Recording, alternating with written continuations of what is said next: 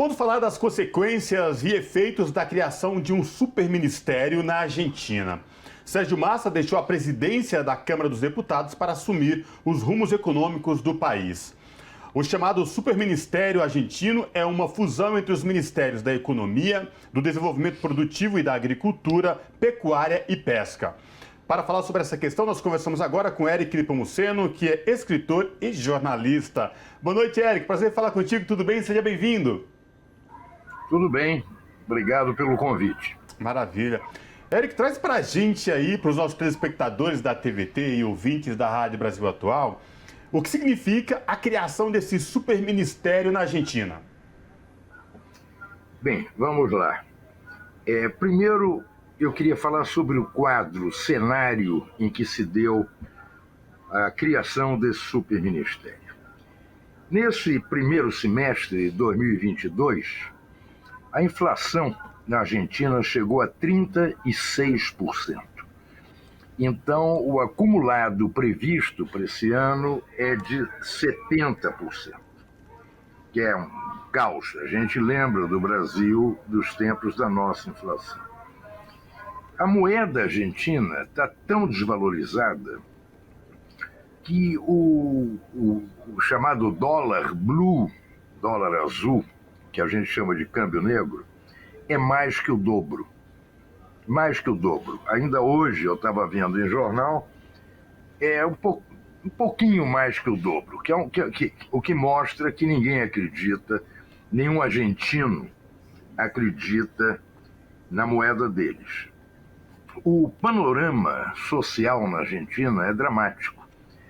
37% da população vive naquilo que os técnicos chamam de zona da pobreza.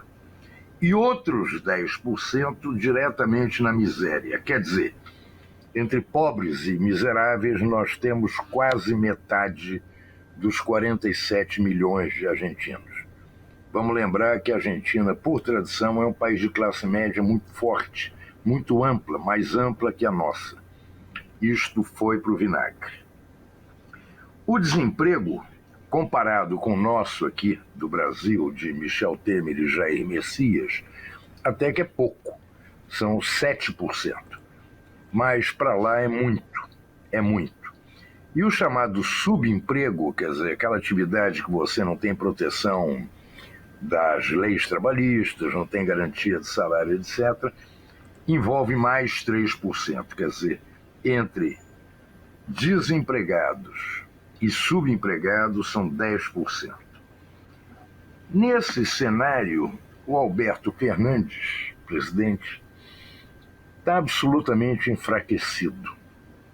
Ele foi eleito, vamos lembrar, numa aliança com a Cristina Kirchner, que é a toda poderosa do governo. E entre eles havia divergências muito fortes, sobretudo no aspecto de uma política social que o Alberto Fernandes se negou ou resistiu, sei lá. A inércia dele foi muito grande. E a crise foi avançando tanto que já se falava, questão de um mês atrás, num presidente tão enfraquecido e tão inerte que de repente podia repetir o que já houve lá atrás com De la Rúa, com o próprio Raul Alfonsín, e renunciar, que aí seria o caos total na Argentina. Então eles foram buscar, na presidência da Câmara dos Deputados, o Sérgio Massa. Qual a origem do Sérgio Massa? Ele vem de uma família de classe média alta, de uma cidade, um distrito muito pertinho de Buenos Aires, chamada San Isidro, que é um reduto de famílias abastadas. Ele começou na política num partido francamente conservador, depois foi mudando, se aproximou do Néstor Kirchner, foi prefeito da cidade do Tigre. Tigre é uma cidade que fica praticamente em frente a Buenos Aires. Quando eu morava na Argentina, há quase 50 anos, era um pueblito, um lugarzinho reservado de pescadores e tal. Hoje em dia é um reduto de arquimilionários. São mansões quilométricas. Ele foi prefeito de lá 2 vezes. No primeiro governo da Cristina Kirchner, 2009, o Sérgio Massa, que todo mundo considera com razão um político muito hábil, foi nomeado para o que seria uma chefia de gabinete. Era o homem forte do governo da Cristina.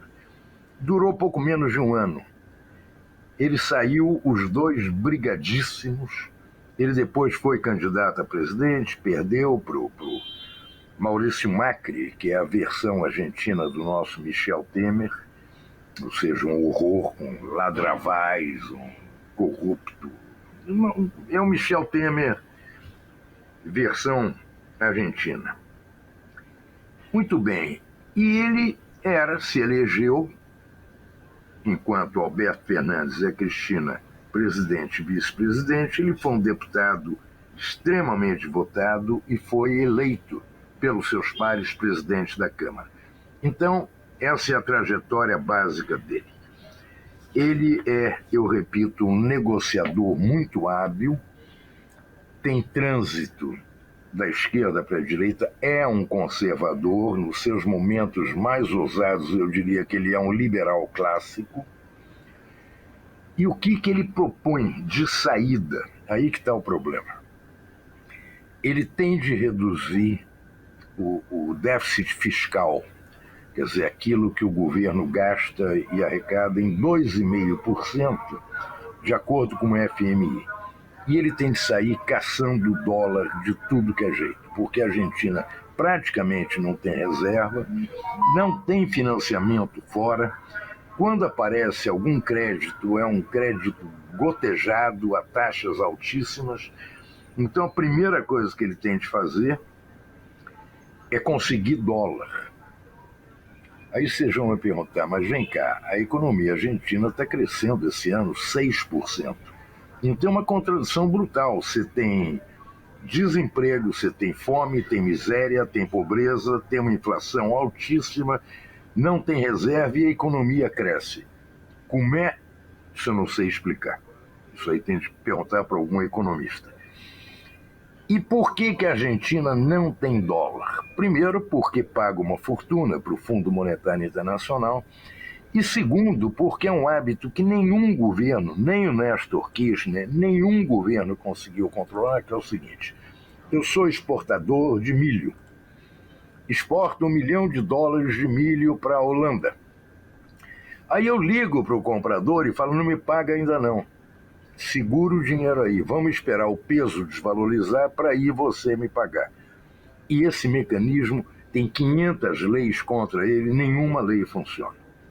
Então, o primeiro movimento do Sérgio Massa foi um movimento típico de um economista liberal. Típico. Não é um reacionário, eu insisto, é um liberal conservador. Segundo problema que ele não mexeu, o que fazer com salário e desemprego, o que fazer com a fome, o que fazer, por exemplo, com os aposentados, o que fazer com a saúde pública. A saúde argentina é disparada a melhor da América Latina e das melhores do mundo. Agora, eu tenho acesso. Por quê? Porque eu tenho seguro-saúde, porque eu posso pagar. E o povo que sempre teve acesso, eu tenho amigos ricos na Argentina que se tratavam em hospital público, era realmente um sistema universal.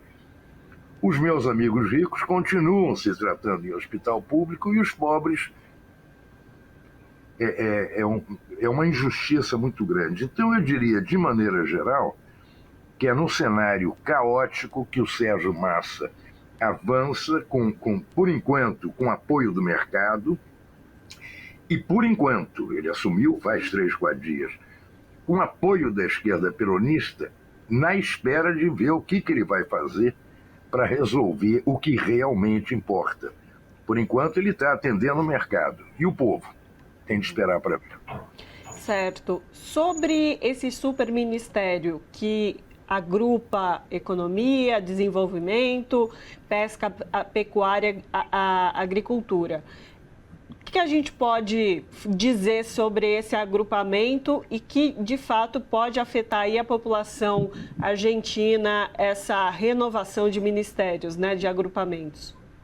Vamos conversar daqui a um mês. Por enquanto, a ideia parece muito boa, quer dizer, você concentra toda a economia de um país numa equipe só, comandada por um camarada que, repito, é um hábil negociador, é um advogado com vasta experiência política.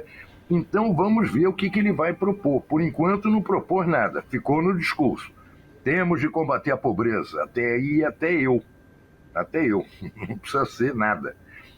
Eu acho interessante essa proposta do superministério, mas tem um detalhe aí que a gente tem de prestar atenção, porque não estamos acostumados a isso no Brasil. É a Cristina Kirchner e o grupo dela. Porque o peronismo sempre foi um saco de gatos. Eu lembro quando eu morava na Argentina, eram peronistas o Lopes Rega, que era um salafrário, um bruxo, um feiticeiro, que encantava o Perón, e os montoneiros, que era a esquerda armada. O Perón tem uma frase célebre dele, que o poder é como violino. Você pega com a esquerda e toca com a direita, que é uma frase de um cinismo brutal, mas o peronismo é isso. Então vamos ver o que o Massa, que é um peronista de centro-direita, vai enfrentar com o grupo da Cristina, que hoje em dia é majoritário. E temos de prestar atenção também que o Massa, além de todas as qualidades que eu falei, tem uma característica: ele tem uma sede de poder. Ele quer porque quer ser presidente. E é a primeira vez, se ele der certo, que ele tem muita chance de ser eleito. Agora, depende, repito, se ele der certo, não para o mercado, se ele der certo para os argentinos. Eric, você tocou nesse ponto que na minha pergunta, que é muito importante, esse embate desse grupo da vice Cristina Kirchner com ele. Você falou que ele quer muito ser presidente, mas, de fato, se não apresentar algo concreto que melhore a vida dos argentinos, essa taxa de juros altíssima, inflação lá em cima e desemprego, nada vai acontecer, né? Não, nada vai acontecer e esse governo vai terminar de uma maneira melancólica e vai saber o que vem por aí. Porque a gente não pode esquecer que no eleitorado argentino você tem dois grandes núcleos, um volume enorme de eleitores. A capital federal, que é a cidade de Buenos Aires, você tem depois a província, o estado de Buenos Aires, e em terceiro lugar você tem Córdoba. Agora, os peronistas, o Perón, o próprio Perón, jamais ganhou na capital federal. Ele nunca foi vitorioso em Buenos Aires. Quando ele tinha 60% dos votos, por exemplo, em 1973, na eleição de 73, eu morava lá, eu me lembro. Ele varreu o país inteiro. Em Buenos Aires, ele não ganhou na capital. Perdeu por meio ponto, etc., mas não ganhou. E vamos ver o que acontece, porque o peronismo é dividido. Eu não acho que a Cristina Kirchner consiga se reeleger no quadro de hoje. Vamos conversar o ano que vem, pode ser que tenha mudado. O Massa tem boa chance se der certo. Se não der certo, aí é o caos, aí eu não tenho ideia do que vai acontecer, ninguém tem. Tá certo, então vamos continuar acompanhando, né, Eric? Como você disse, tem muita coisa que é a ver, que é coisa que a gente vai ter que ver o resultado. Conversamos com Eric Nepomuceno, que é escritor e jornalista. Muito obrigada pela sua participação. Eu que agradeço e estou às ordens. Até a próxima. Abraço.